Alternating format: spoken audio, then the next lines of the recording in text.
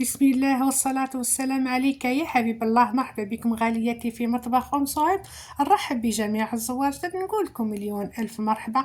اليوم مع وصفة جديدة، مع فيديو جديد. اليوم جبت لكم طاجين الزيتون بكرات الدجاج على طريقتي الخاصة. ملي وليت نطيب طاجين الزيتون بهذه الطريقة، عادوا العائلة تاعي يموتوا عليه ويطلبوا دائما مني هذه الوصفة.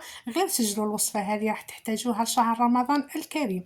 هذا الطاجين الزيتون يجي عاقد، يجيكم خاثر ويجيكم بنين، وكرات الدجاج ايضا يجيكم طريين. غير جربوها بهذه الطريقه. اذا عجبكم الفيديو ما تنسوش اختكم ام صهيب جمع للفيديو. نمر مع بعض المقادير وطريقة التحضير وفرجة ممتعة للجميع. لنا غالياتي جبت الطنجرة تاعي لهنا، وقادرين ايضا ديروا غير في الكوكوط فقط. درت لهنا كمية تاع زيت ما يعادل 3 مغارف تاع زيت. عندي لهنا كركاس تاع الدجاج، يعني ديروا اي طرف من الدجاج اللي بغيتوا. تقدروا ديروا ايضا ليكويس، تقدروا ديروا الجنحين. انا حنبنن يعني الصلصة تاعي بهذا، يعني الشطوب هذا والقرجوط هذا تاع الدجاج فقط. عندي لهنا بصلة متوسطة الحجم مع 3 سنات تاع الثوم، كنت لهنا رحيتهم في لاشواغ. لهنا راح نتبل الصلصه تاعي كميه تاع فلفل اسود وكزبر وراس الحانوت. انا درت لهنا كل تابل درت منه ربع ملعقه ربع ملعقه، هذا هي. وراح نزيد ندير ايضا ربع ملعقه لهنا تاع ملح، يعني ما تكثروش الملح اخواتي. كما نعرفوا ايضا دائما الصلصه البيضاء تجيكم مالحه اذا كثرتوا الملح. وطاجين الزيتون ايضا فيه الزيتون، تخافوا لا يجيكم مالح. نحط القدرة تاعي على النار نخليها تتقلى مليح. وعندي ايضا لهنا راح نرافق طاجين الزيتون تاعي كميه تاع زيتون مع حبه تاع جزر كما تشوفوا هكا. يعني وجدتهم من قبل. الزيتون كنت حطيته ليله كامله في الماء وملعقه تاع فرينه، تخلصت من هذاك الملح الزائد. لهنا نرجع للطنجره تاعي، حطيتها على النار ثانيه تماما، ونخلي هذاك كركاس هذاك تاع الدجاج يعني يتقلى لي مليح ويتبل لي مليح ايضا. والصلصه البيضاء دائما نقول لكم ونعاود دائما خليوها تتقلى لكم مليح باش تجيكم بنينه. انا زدت لهنا كميه تاع المعدنوس، وتقدروا ديروا ايضا الدبشه، لكم الاختيار في الحشاوش اللي راح ديروهم في الصلصه تاعكم. جبت لهنا هذيك الحبه تاع الجزر وايضا هذيك الزيتون، راح نزيدوا لهنا مع هذاك الدجاج ونخليهم يزيدوا يتقلاو لي مليح مليح. مده التقليه من 10 دقائق الى ربع ساعه باش تجيكم يجيكم طاجين الزيتون بنين. انا غالية نغطي عليه ونخليه يتقلى لي مليح. بعد مرور لهنا ربع ساعة والدجاج تاعي والزيتون يتقلى مليح، انا راح نبرق الطنجرة تاعي ونخليها تطيب. لهنا غالياتي دائما نمرقو بالماء السخون، يعني ضروري هكا باش بالخف يعني تغلي المرقة تاعكم. ولهنا ما نكثرش ايضا الماء، جهد ما نغطي هذاك الزيتون والدجاج فقط، نغطي عليه ونظلي عليه النار تماما ونخليه يطيب لي براحته. هذاك الزيتون كما نعرفوا انه ما يديناش الوقت الدجاج والزيتون ويطيب. من جهة أخرى نمروا لهنا عندي لهنا حبيباتي، عندي ربع صدر دجاج، راح نضيف له لهنا 2 سنات تاع ثوم، راح نسكرفجهم كما تشوفوا هكذا. نرابيهم في العراب هذه تكون رقيقه، من الاحسن تكون رقيقه باش ما يبانش في هذاك الدجاج. بعد ذلك واش راح نزيد له لهنا؟ راح نزيد له حبه تاع بيض، من الاحسن يكون الحجم تاعها شويه صغير لان كميه تاع الدجاج ايضا قليله. بعد ذلك راح نزيد له لهنا تاع الملح، يعني رشه فقط تاع ملح. نزيد كميه تاع فلفل اسود، يعني هذا واش راح ندير في التوابل، ندير الملح وفلفل اسود فقط. راح نزيد لهنا 2 مغارف من الخبز المرحي. الخبز المرحي راح يعطينا طراوه لصدر الدجاج تاعنا، ما يجيناش ناشف كي يعود يطيب في المرق هكذا. بعد ذلك راح نزيد ايضا كميه تاع دبشه لهنا في هذا الدجاج، ونخلط مليح هذه المكونات مع بعض، يعني نخلطهم مليح حتى يندمجوا هذوك المكونات كامل مع بعض. ونخلي هذاك صدر الدجاج تاعي يرتاح شويه، يعني مده ربع ساعه الى نصف ساعه هكذاك. بعد ذلك راح نمرو ونقليوه. لهنا لازم الخليط نتاعكم ما يكونش يعني جاري بزاف، اذا شفتوا انه جاري بزاف زيدوا له ملعقه تاع الشابلور. لهنا اخواتي خليته ربع ساعه هو يرتاح.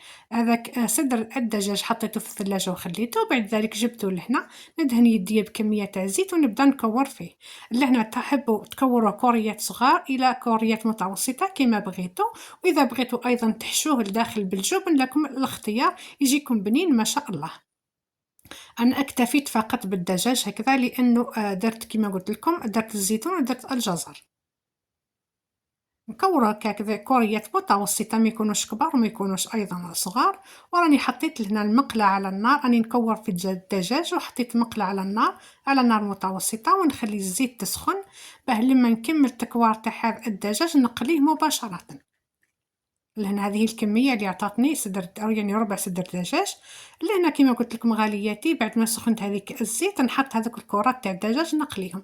لما تقليو صدر الدجاج يعني الكرات تاع الدجاج تقليوهم، يعطيكم واحد المذاق رائع جدا لطاجين الزيتون تاعكم. خير ما انكم ترميو هكاك الدجاج وهو ني يعني ماشي مقلي في هذاك الصلصة.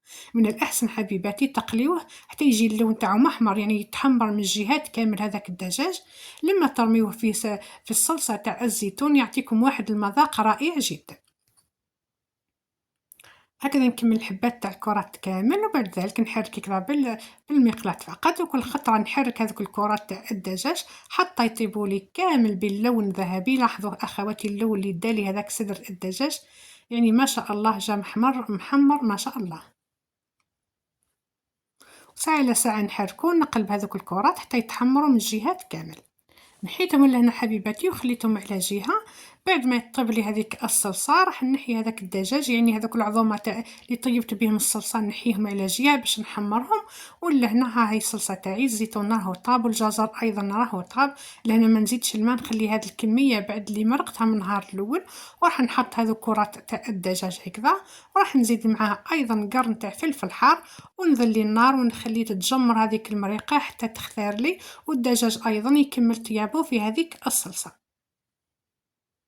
لهنا غالياتي كما تشوفوا هذا هو طاجين الزيتون تاعي بعد ما طاب، جا من اروع ما يكون، جا بنين وجا خاثر ما شاء الله. ولاحظوا الصلصه تاعو كيفاش جات اللون تاعها رائع جدا. هذا هو طاجين الزيتون تاعي. لهنا راح نجيب صحن ايضا وراح نسقيه معكم وتشوفوه في شكله النهائي. بهذه الطريقه غالياتي تجيكم طاجين الزيتون بنين ما شاء الله، وخاثره ايضا هذيك المرقه بلا ما تزيدوا لها لا نشاء لا فرينه، يعني تجي من اروع ما يكون وما تجيش مالحه. وهذا كرات الدجاج ايضا يجيو طايبين يعني ويجيو اطريين، ما يجيوش ناشفين بهذيك الشابلور اللي كنا درنا له. حبيبتي الكريمات، نتمنى الوصفه تاعي تاع نهار اليوم تعجبكم وتجربوها. اذا جربتوها وعجبتكم ايضا خليوا لي في التعليقات في اسفل هذا الفيديو كيفاه جاتكم. وكما قلت لكم خبيوا الوصفه هذا شهر رمضان الكريم، ونقول لكم ان شاء الله تجربوها على طريقتي وتعجبكم. وراح نقسم معكم هنا كره تاع الدجاج وتشوفوها كيفاش جات طريه ما شاء الله. وكما قلت لكم تقدروا ايضا تحشيوها بالجبن، تزيد لكم بنه على بنه لطاجين الزيتون تاعكم. ونقول لكم بقاو على خير في امان الله تعالى، ونتلاقاو ان شاء الله باذن الله تعالى في فيديو قادم مع وصفه جديده. ودائما نذكركم ما تبخلوش عليا جا من الفيديو بارطاج مع احبابكم واصدقائكم باش تعم الفائده على الجميع.